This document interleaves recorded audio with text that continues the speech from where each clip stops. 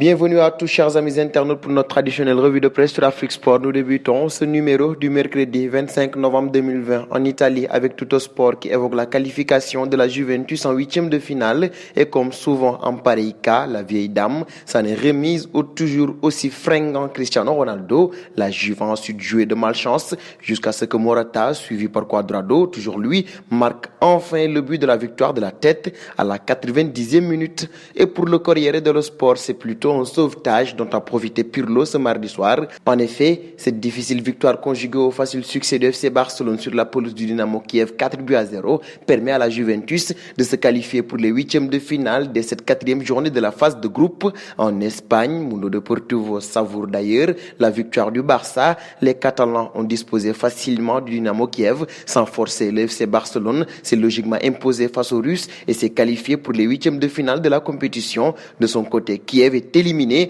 Des buts de Braithwaite, Serginho Dest et Antoine Griezmann ont permis aux Catalans de revenir de la Russie avec une belle victoire.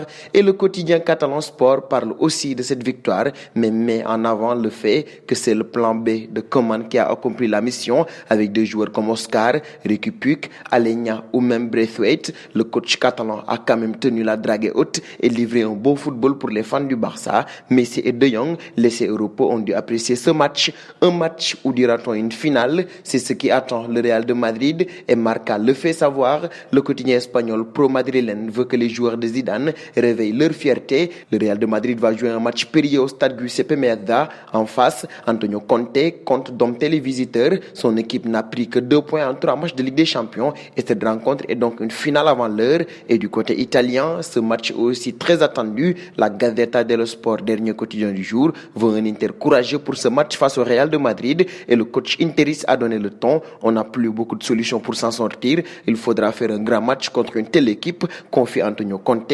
Attendons-nous donc à une rencontre hautement disputée. Et cette information met un terme à la revue de presse. Mais avant de clore ce numéro, nous adressons nos félicitations à Kamara Matar puisque durant la saison 2014-2015, Dybala a marqué 13 buts et délivré 10 passes décisives. Et la question du jour concerne la Ligue des Champions. Qui gagnera entre l'Inter de Milan et le Real de Madrid? Ou y aura-t-il un match nul? Vos réponses seront attendues en commentaire et le premier à trouver la bonne réponse sera distingué dans notre prochaine vidéo.